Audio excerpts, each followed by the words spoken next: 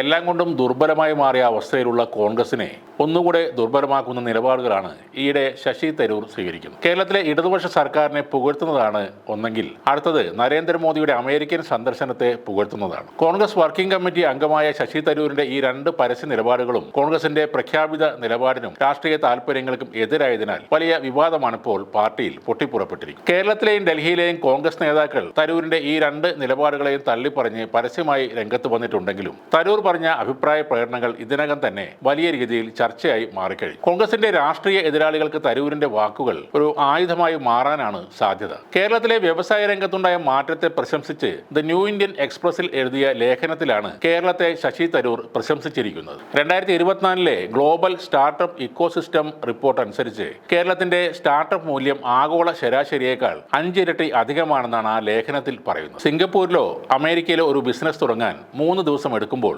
ഇന്ത്യയിൽ അത് ശരാശരി 114 ദിവസമാണ് എടുക്കുന്നത്. 2 ആഴ്ച മുമ്പ് കേരളത്തിൽ 2 മിനിറ്റിനുള്ളിൽ ഒരു ബിസിനസ് തുടങ്ങാൻ കഴിയുമെന്ന് വ്യവസായ മന്ത്രി പി രാജീവ് പ്രഖ്യാപിച്ചതിനെയാണ് തരൂർ വാനോളം പുകഴ്ത്തി. ഇത് സ്വാഗതാർഹമായ ഒരു മാറ്റമാണെന്നും അദ്ദേഹം എഴുതിയിരുന്നു. തരൂരിന്റെ ഈ ലേഖനം പുറത്തു വന്നതോടെ കോൺഗ്രസിൽ പലർക്കും ഹാലിളകിയ മട്ടാണ്. വി ഡി സതീശനും രമേശ് ചെന്നിത്തലയും കെ മുരളീധരനുമാണ് തരൂരിനെതിരെ വിമർശനങ്ങൾക്ക് തുടക്കം കുറിച്ചിരിക്കുന്നത്. ഏത് കണക്ക് മുൻനിർത്തിയാണ് തരൂർ ഇങ്ങനെ പറഞ്ഞത് എന്ന് അറിയില്ലെന്നും പാർട്ടി ഈ കാര്യം പരിശോധിക്കണമെന്നുമാണ് പ്രതിപക്ഷ നേതാവായ വി ഡി സതീശൻ പറഞ്ഞത്. എന്നാൽ ശശി തരൂർ തെറ്റിദ്ധരിച്ച് പറഞ്ഞതാകാമെന്നാണ് രമേശ് ചെന്നിത്തലയുടെ നിലപാട്. കേരളത്തിലെ കോൺഗ്രസുകാർ തരൂരിന്റെ നിലപാട് അംഗീകരിക്കുന്ന പ്രശ്നമില്ലെന്നാണ് കെ മുരളീധരൻ പറയുന്നത്. തരൂരിനെ പുറത്താക്കണമെന്ന ആവശ്യം വരെ പാർട്ടിയിൽ ഉയർന്നു കഴിഞ്ഞിട്ട്. എന്നാൽ യഥാർത്ഥ വസ്തുതയാണ് ആ ലേഖനത്തിലൂടെ തരൂർ പ്രകടിപ്പിച്ചതെന്നാണ് ഇടതുപക്ഷ നേതാക്കളും പ്രവർത്തകരും അഭിപ്രായപ്പെടുന്നു. 2026 നിയമസഭാ തെരഞ്ഞെടുപ്പിലും തരൂരിന്റെ ഈ ലേഖനം ഇടതുപക്ഷത്തിന് പ്രധാന തുറുപ്പുചീട്ടായി മാറുമെന്നാണ് രാഷ്ട്രീയ നിരീക്ഷകരും ചൂണ്ടിക്കാട്ടുന്നത്. പ്രധാനമന്ത്രി മോദിയുടെ അമേരിക്കൻ സന്ദർശനത്തെ പുകഴ്ത്തിയുള്ള ലേഖനത്തിന്റെ പേരിലും ശശി തരൂർ ഇപ്പോൾ വെട്ടിലായിട്ടുണ്ട്. കോൺഗ്രസിലെ ഒരു വിഭാഗം നേതാക്കൾ ഇതിനെതിരെയും ദേശീയ നേതൃത്വത്തിന് പരാതി നൽകിയിട്ടുണ്ട്. തരൂരിന്റെ പുകഴ്ത്തൽ പ്രതിപക്ഷ നേതാവ് അടക്കം പരസ്യമായി തള്ളിപ്പറഞ്ഞതിന് പിന്നാലെയാണ് നേതാക്കൾ പരാതി നൽകിയത്. എന്നാൽ തരൂരിന്റേത് വ്യക്തിപരമായ അഭിപ്രായം മാത്രമാണെന്നും പാർട്ടി നിലപാട് അല്ലെന്നുമാണ് ദേശീയ വക്താവ് പവൻ ഖേര പ്രതികരിച്ചിരിക്കുന്നത്. മോദിയുടെ അമേരിക്കൻ സന്ദർശനത്തെ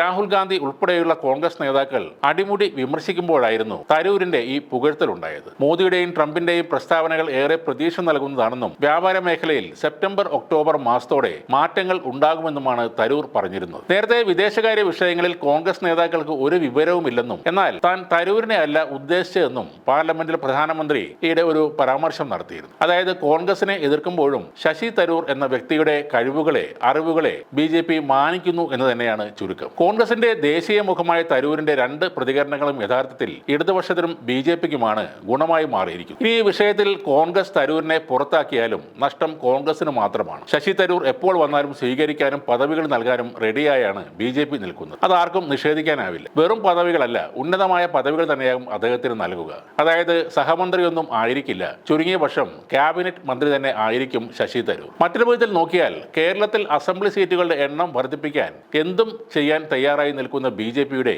മുഖ്യമന്ത്രി സ്ഥാനാർത്ഥിയായി ശശി തരൂരിനെ തന്നെ രംഗത്തിറക്കാനും കേന്ദ്ര നേതാക്കൾ മടിക്കില്ല. ചുരുക്കി പറഞ്ഞാൽ കോൺഗ്രസിൽ നിന്നും പുറത്തിറങ്ങിയാൽ തരൂരിന് അതൊരു ലോട്ടറി തന്നെയാണ്.